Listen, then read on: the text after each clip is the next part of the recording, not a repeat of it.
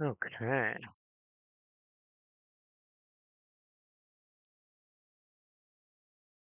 Okay. I think we're going. All right. I'm back. I had a little bit more time, so I thought I'd dig into this one a bit more. In my previous stream, which was my first stream, which I forgot to hit record on, I walked people through how to make a Minesweeper-like game using ChatGPT as a co-pilot. The basic premise here was that I don't really know what I'm doing, although I have some experience in coding. Um, AIs are helpful, but how helpful really are they? And so GPT and I worked together to build this app. And if you are familiar with the old Minesweeper game, then you should recognize this. Should look pretty familiar to you. And game over. Um, so it actually worked out pretty well, and we did this safely inside of an hour. Um, Perhaps not the greatest version of Minesweeper ever made, but it worked. So point for co-piloting with AI, I suppose. Um, so the first time around, I was a little more rehearsed. It was almost more of a presentation than just a sharing. This time, I have done zero preparation. But I thought to myself, well, what could we do to make this Minesweeper game a little bit better? And it's funny. And now, as I'm looking at it, there's all kinds of little tweaks that I would make to the layout. Like you can see the tiles are overlapping the border on the right. I don't like that there's white rows horizontally and gray rows vertically. That's a bit silly. Um, but what I really wanted to do today with this is figure out how to make it into a multiplayer game because I think that's going to give us some unique challenges to work through with GPT. It's not something that I think an AI could figure out on its own. Um, so we're going to have to make some kind of back end. The back end is going to have to store the state, which means we're going to have to change our front end so that it's not generating or remembering the state anymore. It's just displaying it. Um, then I thought we would, rather than making it a turn-based game, make it a simultaneous game. So to do that, I'm going to have to figure out how WebSockets work. Oh, Radio Cat is back. So we're going to have to figure out how WebSockets work. I've built RESTful API stuff in the past, but not stuff using sockets. So I've got a big learning curve for myself to do this. I'm not sure how far we're going to get before I run out of time, but that's the general objective. So now that I've explained it to you and myself, let's start explaining to GPT what we're trying to do. And let's just start in general terms. So I'd like to make this a real-time two-player game. So I'm going to need to code a back end. Um, what should I use for my back end? How about that? Keep it simple. This time I have a cup of tea with me. Okay, so blah blah blah is recommended Fast API, which is super convenient because it's in Python and I'm a little bit familiar with Python. And I was already getting started on Fast API with another project. So it's probably because of that that it recommended it to me. Um, okay, so we're going to make a backend that runs on Fast API. What order should we do things in here? I think so. One of the expectations here is that our front end already has a model for what the game board looks like, and let's take a look at that. Yeah, notepad here. Um, so we've defined what a tile is. We're going to want to keep the same data model, I think. Uh, Makes it simpler. I'm trying to remember how it actually built the grid. Yeah, so it looks like when it generates the grid, yeah, so it's generating a one-dimensional array. So rather than a 20 by 20 grid, it's making a 400 block long line, and then it's randomly filling that with mines. Is it even? No, it's just initializing it. Then it's placing the mines. And yeah, and it's multiplying every row.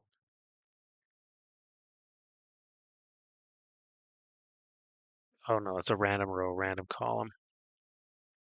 Okay, so grid is a two-dimensional array. Boy, you'd think I'd be a little quicker at figuring this out, but here I am. Anyway, two-dimensional array, it has those properties. So I don't know why I'm sitting here wondering. I should just ask ChatGPT. So you've already built a model for the game board in the front end. And I'm going to copy that code in a sec. Would you write a fast API backend that uses the same data model for the game board so that we can easily pass it to the front end when requested? How about that?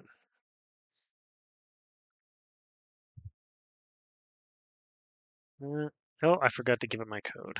That was a mistake. Oop, I forgot to share the front end code. Here it is. So I don't know if you noticed there, but whoa, scrolling back up. When I, on that last question, it came back and it defined a tile as only having clicked in content, but actually our tile has value revealed and flagged. So it's remembering, I think it's remembering a different iteration from when I practiced this thing. Either way, it got it wrong. So I said, hey, you got it wrong. And I gave it my code, and I would assume that it has just repeated the whole thing. And like a helpful child, it just repeats everything back to me. Okay, so um, here we go. It's given us some Python code. Um, I do have Python installed. I'm not sure if I have these libraries installed. I kind of think I do, but let's just assume that I do. We'll see if it errors out. So I'm going to go, I'm going to make a directory called mines BE for the backend. And then I'm going to take this and I'm going to copy it into Notepad. Boop, boop. And I'm going to save that into my backend. I think it called it main.py. So that's what we'll call it. And that's a starting point. Let's go back because I'm notorious for this. This is a problem that I have in life, but it's also a problem I have with GPT is that I read the first thing and then I do it. I don't read all the instructions first. Um, anyway, okay, so we created it, how to use it, start the server in this way. Yeah, I'd like you to do all those things, but let's get it started.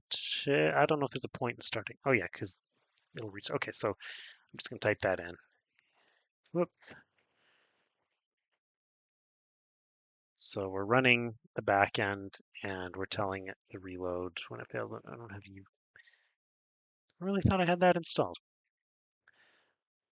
I don't have UVcorn installed. I don't even know what UVcorn is. Let's see what it tells us. Oh, I thought I had that ready. Okay.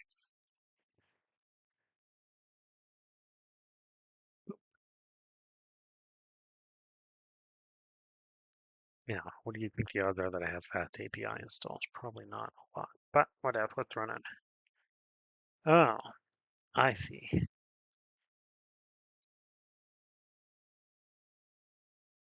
I think my problem is that I do have it installed, but it's not in the path.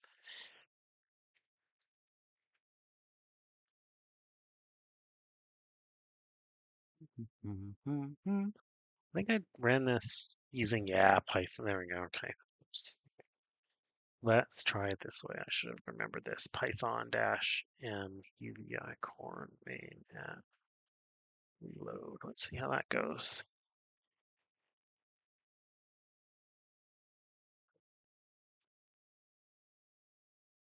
I made object. I have a I've typoed my title. Well, that's about right. This whole thing is sloppy. That's just how it goes. I don't know how to fix that without stopping it, so I'm gonna leave it. But thank you for letting me know. Okay, so I've written a backend. It is running without errors because if there were going to be errors, I would see them down here. I don't think the backend does much. But hey, let's look at our code that we so confidently just pasted in. Okay, so we're using Fast API. That's how we're going to. That's the what's telling us that we're running as a server that's listening for things. I cannot remember what Pedantic does. Let's find out. We should know what's in our thing, right? Do what does what do?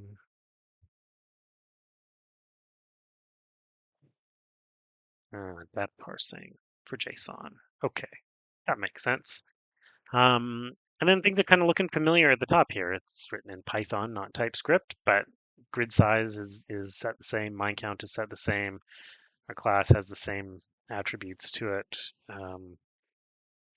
This is all for allowing it to run on the local server with, here's how lame I am. I don't know what CORS is. I just know that it's a problem. It's cross route something, and it means that stuff doesn't work when you run it locally unless you allow it. Hey, it defined our game board as a list of lists. How I would have done it, but whatever. A list of lists of tiles. It generates a board. I mean, it really is very similar to what we were doing on the front end. Um, you know what would be fun is getting it to print the board out to the screen on the back end, just dumping it to console as evidence that it actually did a thing. So let's ask it to do that. What's a good way to print the game board to the console in my Fast API script? Could we have figured this out ourselves? Yes, we could. But look at that. It's done for us before we even had to think. Let's put that up here, print board. And right at the end of when I'm done generating the board, that's what I want to call print board. I only want to do it once. Now, oh yeah, now I'll bet people who use real code editors don't have this problem, but Python is very sensitive to the number of spaces, and for whatever reason, the code that GPT spits out does 4 spaces instead of a tab, and it trips me up constantly, but not this time. Okay, we saved it, we reloaded it, it printed it, and that printout was not very useful, was it? Because it just gave us a bunch of blocks. So what the heck is it actually putting in here? Better look at print board. What's it printing? I don't care if it's revealed. I just wanted to print the value. So get rid of that. Get rid of that. There we go. There we go. There's a board. So the M's are for mines. The numbers are um, telling us how many mines are beside that square. It looks like a revealed Minesweeper board. That's fantastic. Um, so the next step then is going to be to get the front end to ask the back end for a version of the board rather than generate it itself. And this is where I'm not sure how sockets get. Like if it was a RESTful API, you'd start it up, it would make the call, it would get the board. But we want to make this happen such that when the game first starts, when the front end first loads, it asks for a copy of the board. And then after that, it listens for updates of the board. I really don't know how to do that, but that's why we're here. So let's ask GPT.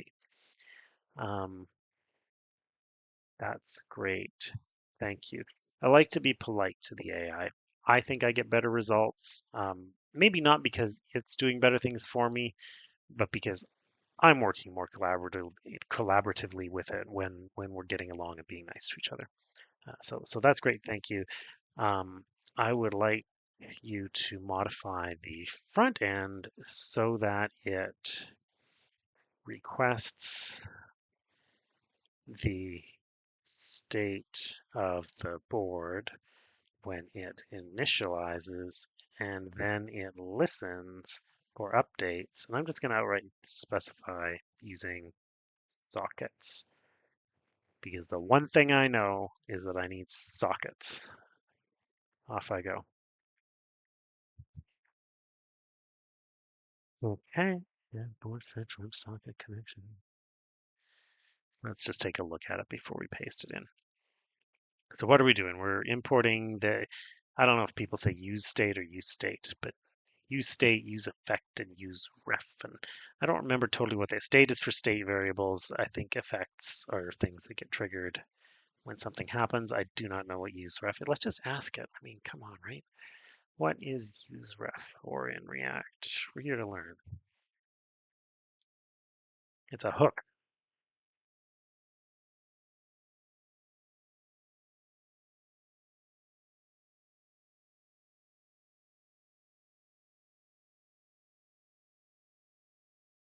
Yeah, okay. So I guess it's going to use it maybe to update a tile or a group of tiles without updating the whole component. I don't know. In our case, we probably want to update the whole component anyway. Anyway, let's see what it does. Okay. It still wants to know the grid size, which kind of should be redundant, but whatever. Um, it has a state variable for the grid for the game state, whether it's game over or not. And now we've created this thing. Oh, socket ref. Okay, so the use ref is for sockets. Today I learned. Um, it's going to fetch the initial board by calling the slash board route down here, which, oh, it already wrote, so that's fantastic. Where did I go? Oh, right, because I was looking at, holy hell, get your windows straight. So let's go to call that. I don't know what this means. This means it's getting data. This means it's setting the grid to the data. That's all believable. So let's learn about the socket. Oh, I don't want it to, yeah, okay. It's assuming that we want to lobby. I don't know what the WS is. Let's ask about that. What is WS in this code? It means WebSocket. Yeah, so it does.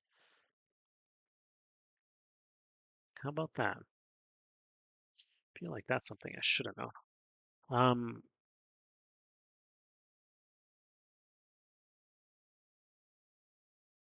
I don't really like the lobby thing. It just doesn't feel right. Anyway, it opens the socket. Oh, it's going to give us some console information.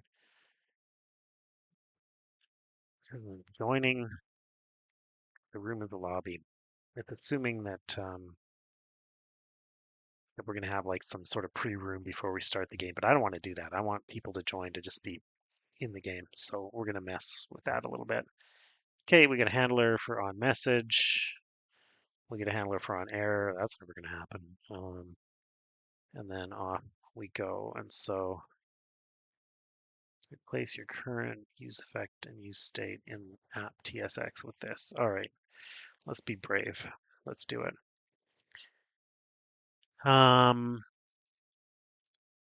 Hey, there's the use effect. Donk. I don't know what the use state even was in here, so paste that in. Let's read those instructions again. I don't know what I had for a use state in here.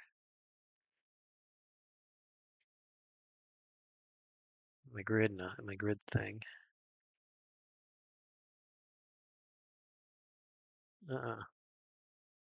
Why is this in the middle of my code? Did I do that?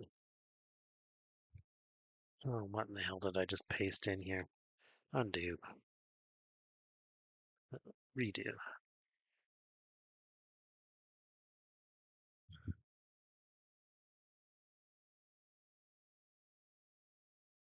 I don't know why these are up here.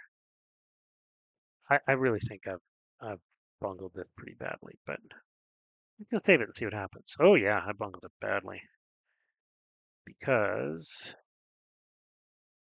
I've probably redefined this on line 146, haven't I? Yes, I have. Maybe we can unbungle it. See, these things just don't belong here. Yeah, okay. So once it becomes so messed up that you can't save it, you've got two options. You can hit undo a bunch, or you can say, please print out the entire app.tsx, and just make GPT do the work for you. We're vibe coding here. Our job is to vibe. See? Boom. And yeah, because we had just pasted our code in recently, so it knows what we're doing. Boom, save. There you go. Okay, so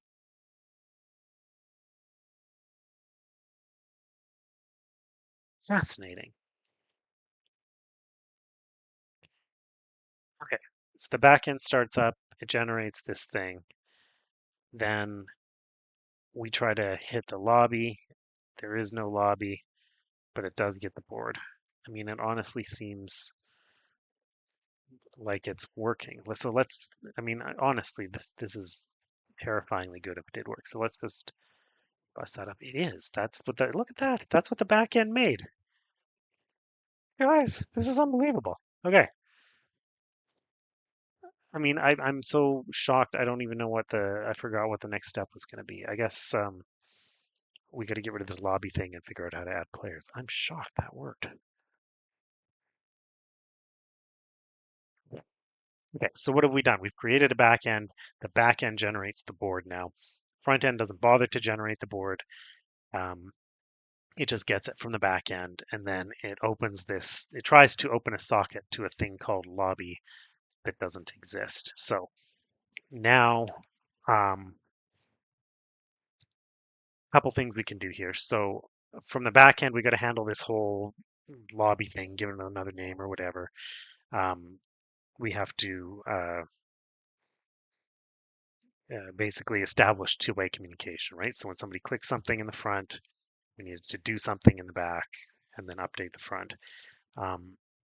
But also, when we first join, we need to sort of keep track that there's another player that joined. I'm not sure how we'll keep track of players that leave, but whatever. Um, so let's figure that out first. So when the front end initializes, the back end should recognize this as a new player joining. It should keep track of all players in the game.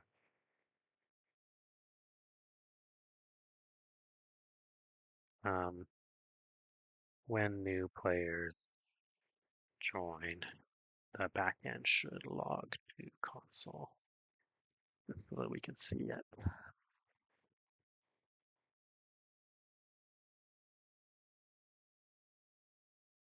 Oh yeah, look at this. There's only ever going to be two players in the game, but we're going to store them with very unique IDs. This is fantastic. Okay, so there's the tile, game board, active players is a dict of strings. Oh yeah, okay. The WebSocket connection will be stayed in the active. Oh my goodness, it's also organized. I would not have done it this well. Okay, so let's copy that and let's overwrite our backend code with that. Whoop. Oh yeah, okay. And then we'll save that. Is it going to restart? It is going to restart.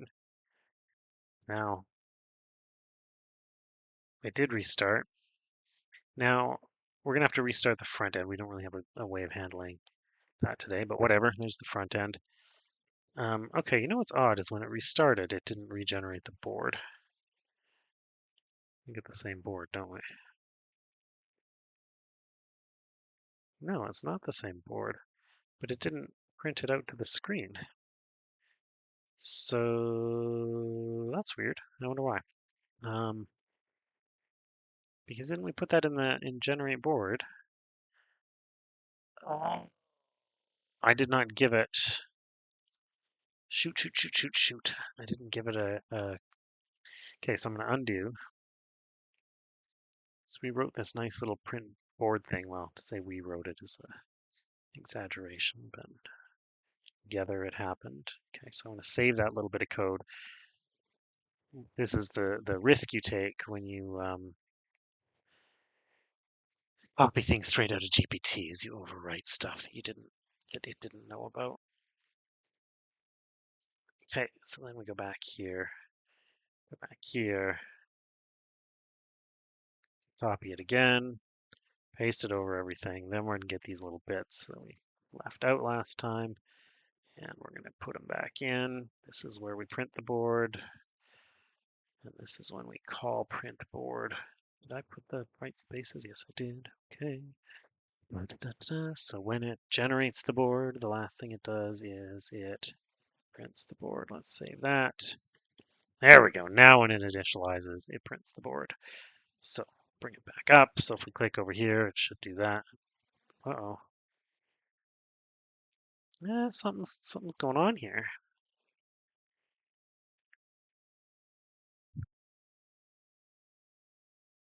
No, no. Oh yeah, that's the right one. So I guess I just had to reload.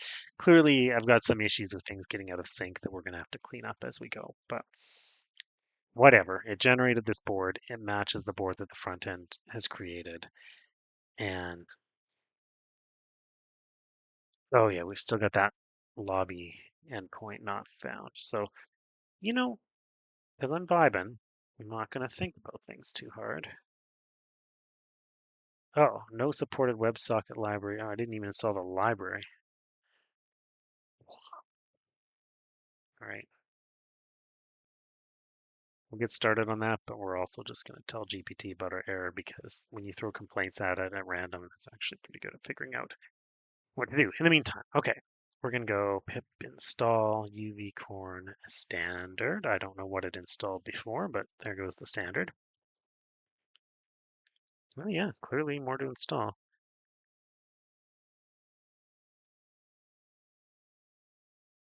Mm, no, I think that the front end is fine. I think it's just because I didn't have that installed. So let's see if that makes any difference. Okay, we've got a cool new layout. We're going to reload the screen. Nope, it died. We've done something. Okay, hey, all right. So the player joined. So that's actually working pretty good. So as you may recall from like 2 minutes ago, we had it. I don't think we ever even looked at the code, but and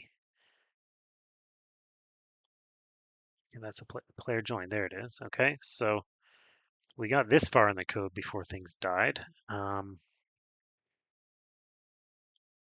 Total one, total number of man, this is so clever. Okay, and then it died on. Oh, where did it die? Line 96.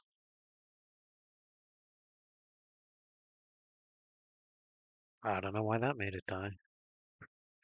Objective type Kyle is not JSON serializable.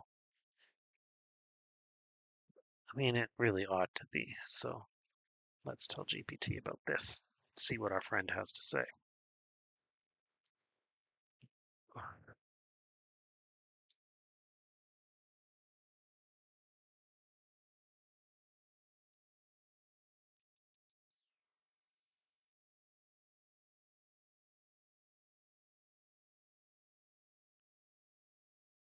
Okay.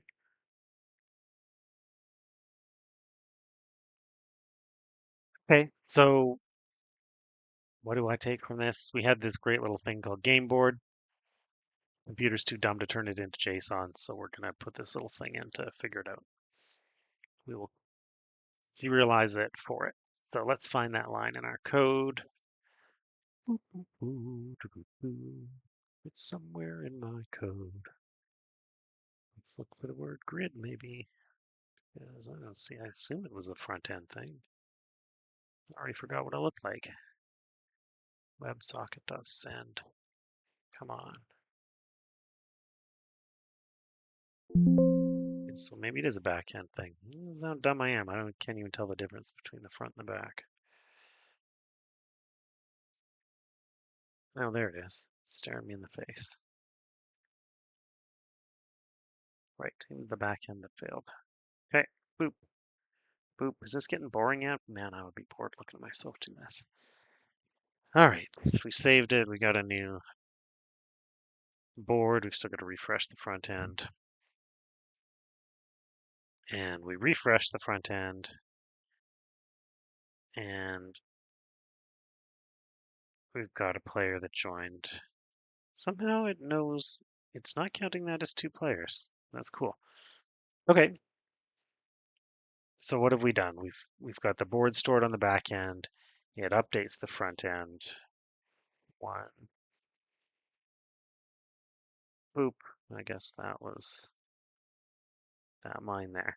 Um, oh, yeah, if I play again, do I get the same board? So I do. Okay, I got a little distracted there. It's getting late.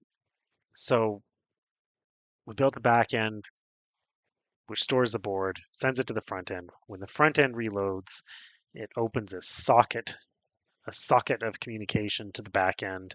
The back end acknowledges this socket by giving this misleading message. Whoa, hello. Giving this misleading message about the lobby. Um, what we want to be able to do now is have the player, when the player clicks on something, it's going to send that click to the back end, and then the back end is going to send an updated playing board. I am getting tired. Okay, I said it to you. Now I'm going to say it to GPT. When a player clicks on a tile, it should send a message to the back end telling it that that tile was clicked on. The back end should respond with an updated.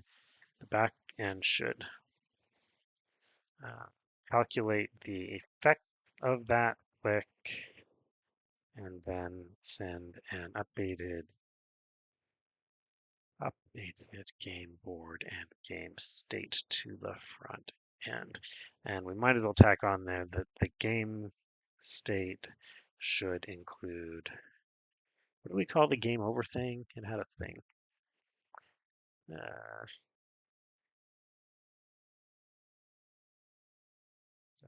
Game over state as well as a list of active players. That was a lot. We have to do a lot of things there. Okay, let's read it back because it might matter here. Okay, so this is what the front end can send when we click. That makes sense. A click is a reveal. We'll handle right clicks later, I guess. That's going to do that, yeah. Okay, so to define game state and helpers in back end, right? Because the game state only exists in the front end.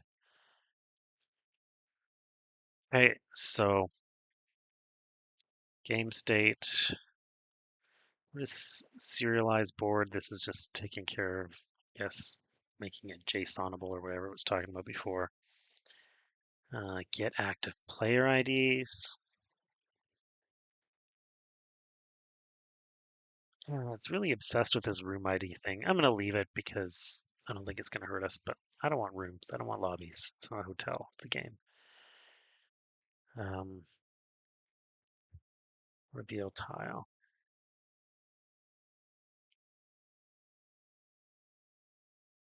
Okay, so it doesn't quite. Oh, it does have the flood reveal. Okay, so it's actually smart enough. It's taken all of our actions that happen on a click in the front end and it's put them in the back end. So I've just copied that whole darn thing. Go back to my little back end here, put it up with my helper functions. This seems like a nice spot to paste it in. Boom. Okay, and then I think there were more instructions down here. The WebSocket handler. Oh dear Lord, here we are with the room IDs again. Okay. Just copy that whole thing. Do I want? No, I think I'm super confused about the room IDs. I think that, oh, there it is. It's actually written like that. Oh, jeez. It's building an app that is literally better than I can conceive of. People say AI is good for nothing. I tell you. Okay, so we did our socket bit in the back end. Front end to use the game state.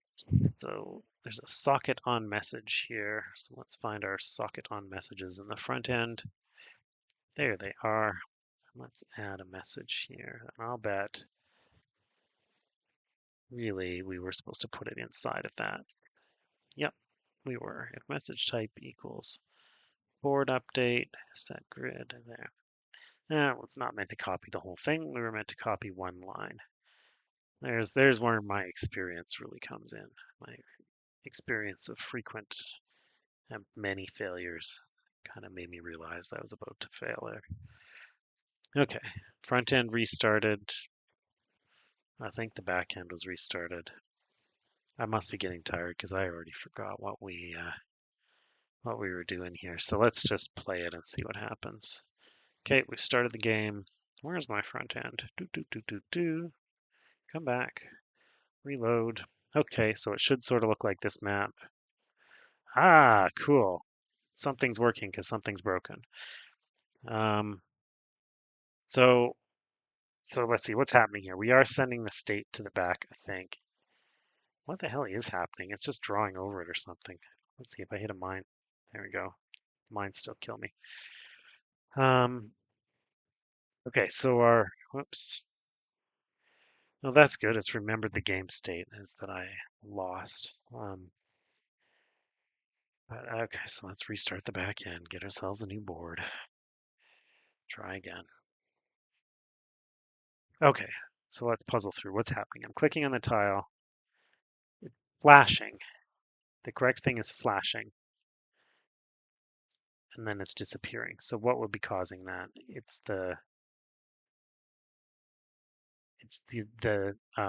The visible thing is probably wrong. It's got a board state. Oh, but it got the board state when it initialized. I don't know. Something's wrong. Let's explain it to GPT. It's probably smarter than us anyway. When I click a tile, the board flashes showing the result of that click, and then it's suddenly hidden again.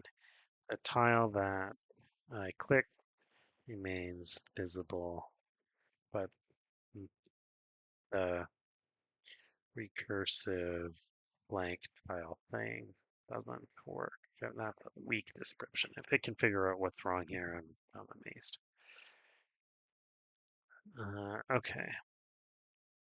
So, yeah, okay, I would agree. The front end and the back end are probably both trying to reveal empty tiles. Move the reveal logic fully to the back end. That seems pretty logical. So let's see where we left it on the front end. Oh, I'm getting sleepy. Reveal. Oh, was in the handle click.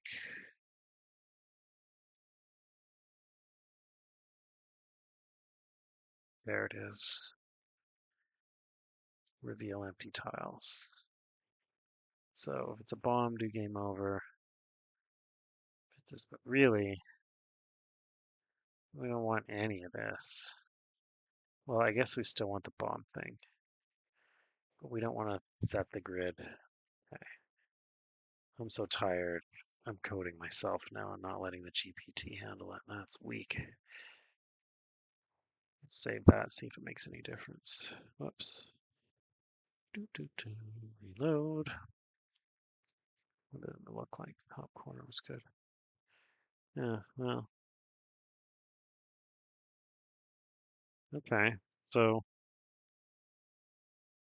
the state is updating correctly, but the back end is not doing that recursive reveal thing the way it needs to. And the game over still works. Okay. Okay, well, let's tell it about how we fix the front end. Say, I fixed the front end because I am so clever. Here is the updated code. Boop. Clever indeed. You see, he really builds you up, and that's why we keep coming back. Um, don't give me suggestions. Now it's your turn. Fix the back end so that the recursive reveal works properly because it doesn't. See, I'm getting surly with it now. So relationships are hard. Yes, that is the goal. That seems like a good solution. Reveal tile and flood fill. Okay, so that's reveal tile. Where's my code? Where's reveal tile? There it is. I'll bet you didn't change anything. Let's see. It doesn't seem like you changed anything. Recursive helper. Doesn't seem like you changed anything. Really doesn't. Confirm that you're calling this in your WebSocket route. That's a possible problem. With action equals reveal. Reveal tile. Yes, we are. Then broadcast updated board state. Does appear to be what we're doing. I don't know. I think this should have worked. Let's go back to the game. Let's reload. Am I still in a game over state? No. There, it worked. Okay, it did change something, and I was too daft to even see it. Okay, well, here I am. I'm playing the game. It showed me the player joined. What I'd like to do now, how long have I been on this thing for? I mean, I'm getting kind of sucked into it, but is anybody even watching? I don't know how to do that. All right, we're going to go for a couple more minutes because once you're sucked into it, you're sucked into it. Now I'm too tired to quit. I want to have the front end tell me how many players there are in the game, right? The back end's got some players, so it's just the front end. So let's go back to my friend GPT, who does all my thinking for me.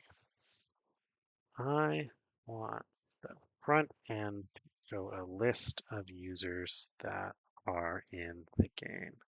The list should be to the right of the grid. Now it's going to give us this ugly UUID for usernames. So we're going to want users to be able to specify their names. We're going to need a whole other thing for that. Yes, backend is already sending that. Front end, update UI to show the player list. Sure, yes. Track them, players. Let's go back in here. Where do I put that? I put it up in the top of my app section. Boop. Tracking the players. Inside your socket, if message type equals board update. I think I got one of those already, don't I? Well, maybe I don't. Oh, there's my if messages. Yeah, if message is board update, set players. There you go. Oh man, we're going to be socket experts by the end of the day here. Let's actually pause for a minute and think about it, because I really don't know what sockets do. I get that they send messages. Maybe that's all there is to it. It's just listening. It's going to get a message. The message is going to have a type, and then it has some attributes. And I'll bet if I looked at my back end, that would be more clear. Yeah, there it is. So my message can contain a type. There's only one type we care about. It contains a grid, and then the game state, which is whether or not the game is over and who the players are. Okay. Okay, so we created something to track the players. We created a thing to get the message about the players. Oh dear, now you're doing all this HTML, but that just looks like something I could copy over my whole thing. So let's do that, starting with container and ending at the end. This is where things usually go wrong for me, but maybe it'll work. Let's just see if it bombed. Whoops, which window is it in? Oh, didn't kill it. Okay, let's go back to my little instruction machine. Oh yes, a whole bunch of styling that we can apply to make it pretty. I'm just going to assume these are all new things. Put them down there. There we go. There we go, guys. Okay. Now, if I open this in another window, do you think it's going to add another player? I mean, I'd be dazzled. Oh, it did. I mean, I really don't like the layout, but it really, wow, that again really amazes me. Okay, so let's make this more beautiful. Um, we definitely want to change the player name. Do we like this gray box that's around it? I don't, but I'm not a UI expert. Um, hmm. I think maybe what we want to do. So, I haven't thought really too much through what a real-time two-player Minesweeper game is going to be. Um, I don't think so. What's the objective of a two-player game where you're racing? Maybe the objective is to be the person who clears the last tile, so the click that wins the game. But I don't think that is fun because there's no incentive to play, right? You want the other guy's gonna take all the risk every time he clicks. So I think a fun way to do it would be to score based on flagging mines, right? So remember, I think I broke it, but if you right click, you flag a mine, and it may not actually be a mine, but you put a flag on the board. So supposing we write this game so that we're all clicking, putting flags on the board of different colors, and it's the first person to flag a certain number of mines correctly. So I would have to flag it correctly for it to count, which actually means there's an added layer of fun there because I could create little decoys. Hmm, I'm not sure how that would play out. That might actually. Um, anyway, let's just start with the basic idea of flagging mines. First player to flag a mine correctly, flag a number of mines correctly wins the game. So if we're gonna do that, oh man, it's getting late. I gotta stop soon, but let's just keep going. If we're gonna do that, we have to have flags that are different colors, and players don't need names, but players need colors. And so there's going to be a maximum number of players as well. But let's just start with assigning colors to the players. So back end, here we go. Um, when a player joins the game, I want to assign that player to a unique color. There can only be 4 colors in the game: red, blue, green, yellow. Um, the front end needs to know about the color.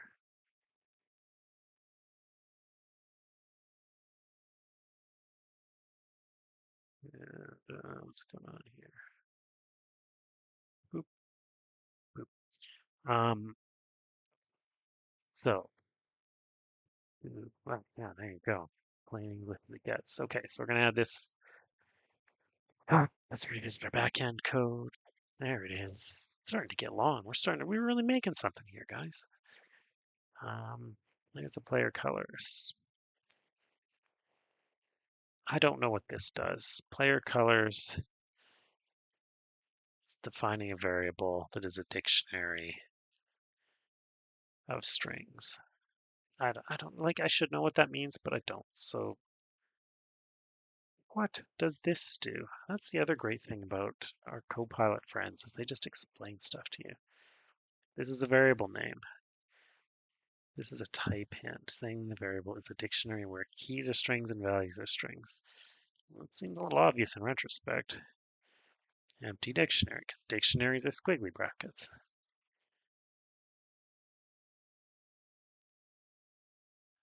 Don't. Okay. Let's see what I did with it. Assign a color when a player connects.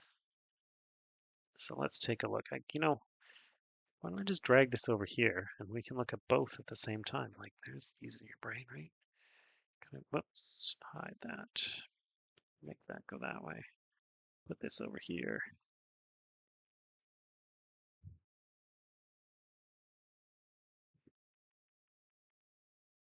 If this Twitch channel does one thing, it's going to be convincing people that any idiot can code if they use ChatGPT because I have shown adeptness at nothing tonight. Okay, so we wait for the socket. Player ID, set player registry, active players. We were printing that a player had joined. I like that. I'm going to leave that in. Here's the logic for assigning a color. Oh, I just moved it further down.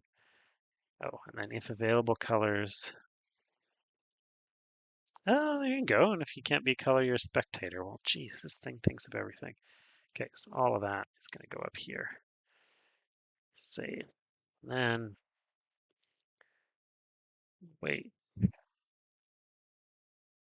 Oh dear, what did I do? Print, there's the print line. There's the await.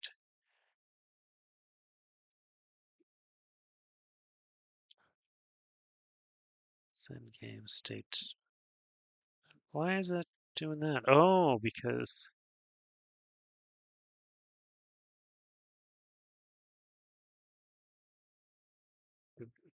I don't know why that's going to work, but um,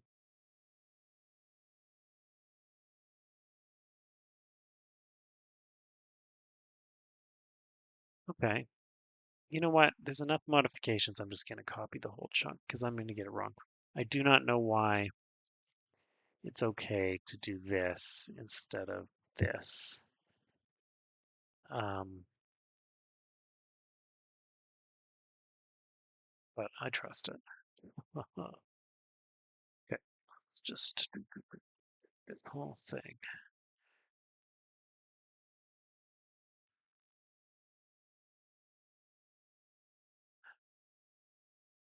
Okay, it restarted. We got a new board. We'll reload over here. No, I didn't like it. Yeah, send game state to all. Because this doesn't exist yet. So this is a classic Dave not reading the instructions all the way through. There it is. See, it all makes sense when you read it right to the end. Okay.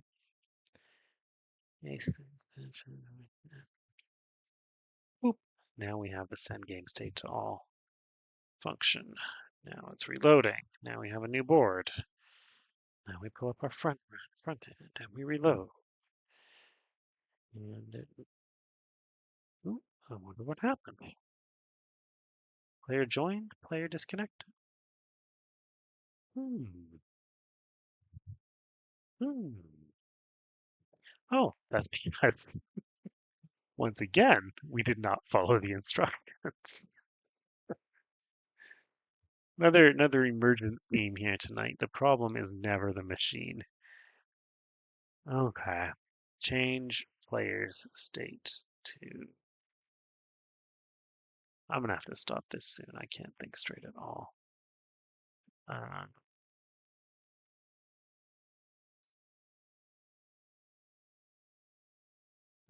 so we're gonna find a player type. Oh, yeah, because a player has an ID and a color. And honestly, we don't need the ID, but don't tell the computer because it had a good time making that. On message handling.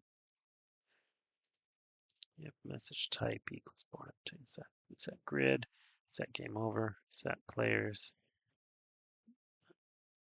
I don't think this changed anything, but I'm gonna move it just in case. This is where it matters. Show player list. There's my sidebar. This thing can go inside the list. Boop, boop, boop, boop, boop. I still don't know if anybody is watching this thing because I don't know how to find that out. Okay, so what did I do? I just changed the front end. Let's reload the front end. There we go. Red, and it's telling me part of its ID. That's ridiculous. Let's fix that right away. This seems like something that I can fix on my own. Yes, I can.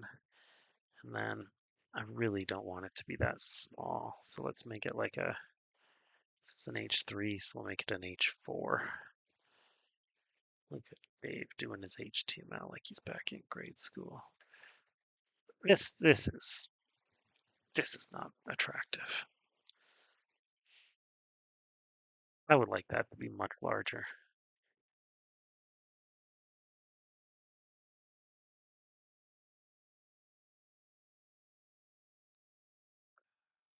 I mean, it's got style, color, player color, class name, sidebar.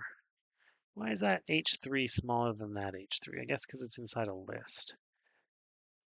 I don't like HTML. Whatever. I'm not gonna fiddle with it. We'll spend a whole hour another day fixing how it looks. What I do want to do though is add a player.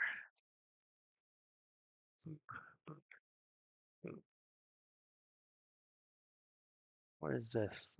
Go to side. Oh, you're still on.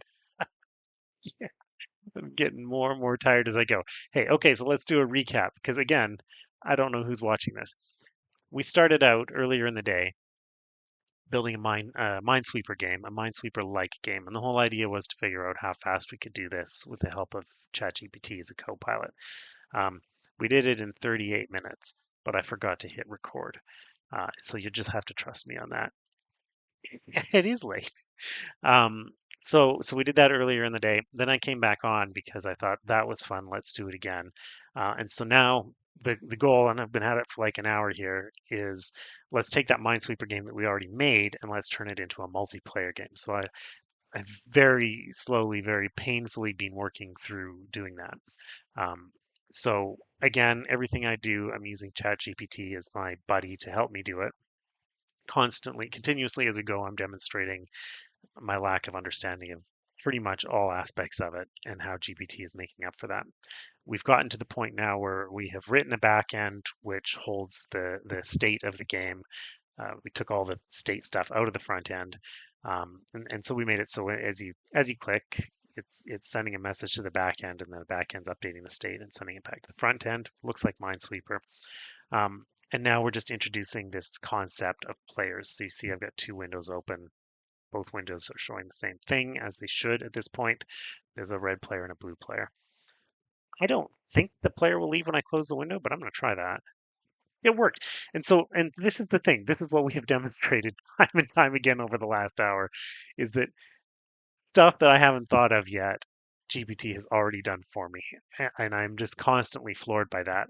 And I guess, in fairness, we're not building something new here. I mean, this is like a multiplayer online game, Minesweeper. This is like the most reused trope ever. So I'm sure lots of the GPT training data enables it to anticipate what this game should be. But it's still remarkable to me that it's thinking ahead of me like this. Um,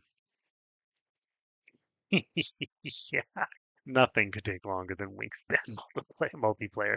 Okay, I keep losing my train of thought, but I just don't want to stop. So we'll go a little bit further.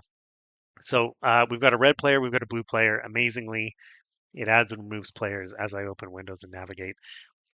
I would like the little flags that I place in this game to be the color of the player that placed the flag. And it's going to have to, the back end will have to remember which player placed the flag. Um, so as poorly as I have articulated that to you, I will now articulate it to GPT and it will fill in all the blanks. So let's see. When a player places a flag by right clicking on the game board, game board one or two, let's say on the game board, the back end needs to track which player's flag it was. Example, blue flag for blue player. That's probably pretty obvious. The flag colors on the front end should reflect the color of the player who placed it. And we're just going to skip ahead. We're going to do while we're at it, let's keep a tally on the back end of how many of each player's flags were correctly placed. It placed correctly if it's on a tile with an M. Let's see what it comes up with. Now, for all my talking, my code got out of sync because I had just been fiddling with stuff and then I didn't tell GPT I was fiddling with stuff, which means now it's going to recommend all these changes and I can't just ask it to update the whole thing. I'm going to have to take its changes and paste it in. Whatever. This might be the failing point. Um, let's read the recap because I'm quite tired now. I'm not very coherent. Here we go. When a player clicks a tile, backend toggles flag. Yes. Stores who placed it. Yes. That's a bit redundant, but yes. Yes. Removes flag if unflagged. Yes. Yes. Okay. Oh, I saw a message over here.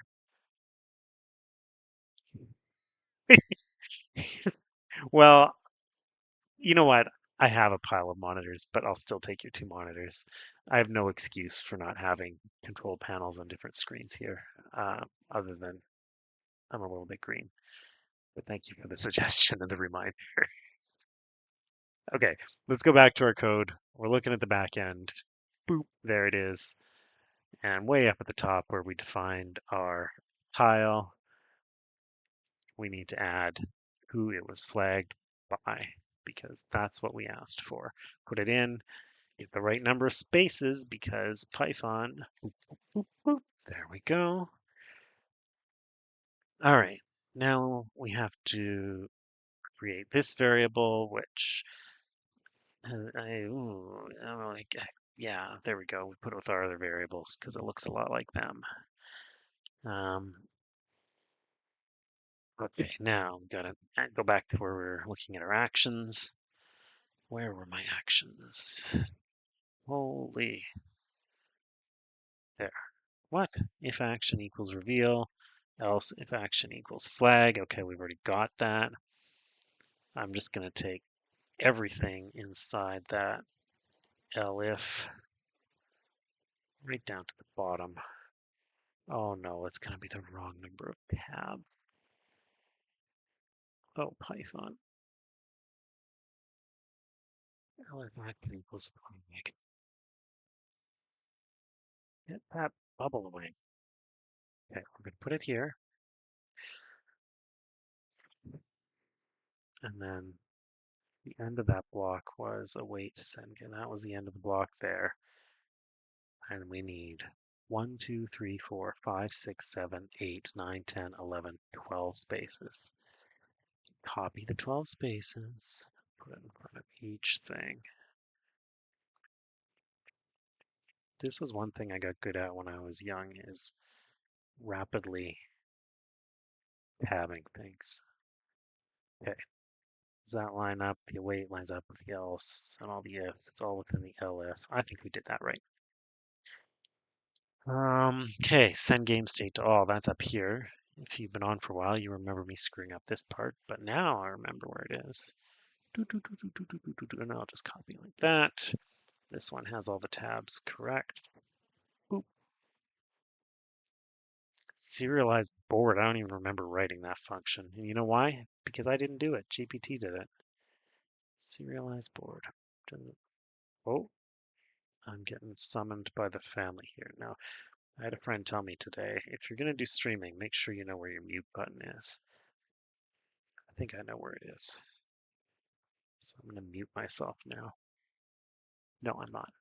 That they stopped calling. Okay. Front end updates. Okay, we saved the back end. Make sure it didn't crash. Didn't crash. Let's go to the front end. We're running out of time, guys. We're going to have to go turbo speed here. Okay, so same kind of thing, but we're doing it on the front end. Let's find our definition of the tile. Got to keep track of who flagged it. Boop, boop, boop, boop. Front end doesn't care about my tabs, but I've been trained on the back end. Okay, update the player type. I define my player type inside the app thingy. Boop, there's the player type. I don't know why we need this. We don't, it's changing it. Why is it changing it? Player. I don't think that's a change. That's not a change. Tricky with me. And before you return, you're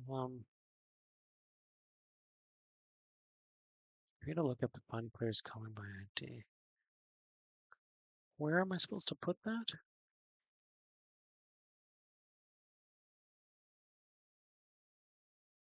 I'm gonna put it here, but I think that might mess it up. I don't think, I'm not sure I've done that right. Update the flag. Do you have a color? Yeah. Okay. So flag is way down at the bottom. Where are we? Tile reveal. That's this. Boo, boo, boo, boo, boo. Okay, I'm going to go really soon here, but let's do that. Does it bomb? Does not bomb. Reload. I am the red player. I am making red flags. Here's the test. Open up a new window. Load the game. Whoops. There's now a blue player. Blue player making red flags. Womp womp. At least they're being copied over to the other side. Maybe I.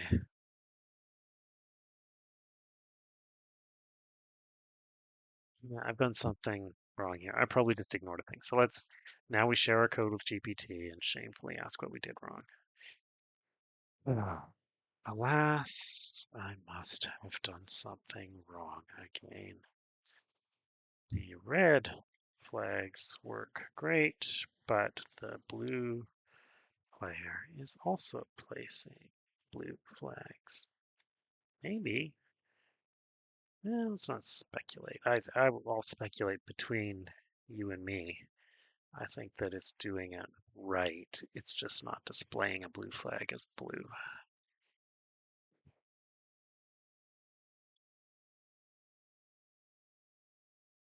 Oh, right, because we never built a right click into the back end.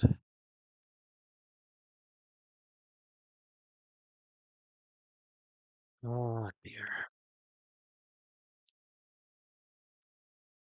Oh dear. Comments are deleted.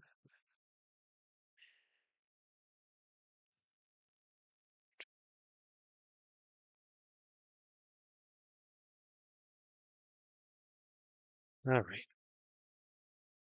Well, they got me. Handle right click. Whoop.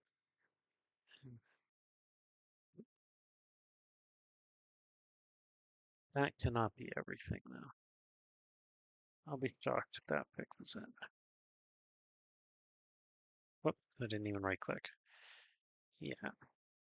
Um, it's still not working, but maybe the flag icon is just always red.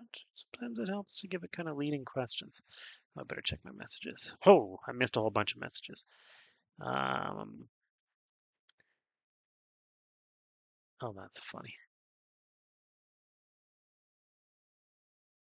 Why can't I read that? There's a little thing from it.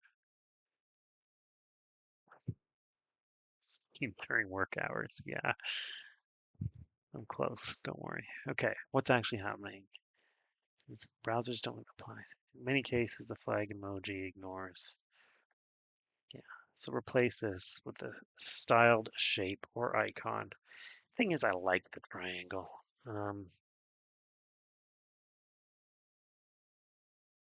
Let's use a colored Unicode symbol that does support styling. Okay. Oh, this doesn't seem so bad. No, styled custom div. Seems colored triangle. Okay, let's try this. This is the last thing we're gonna do. Where am I supposed to put this? Tile revealed, tile value. There.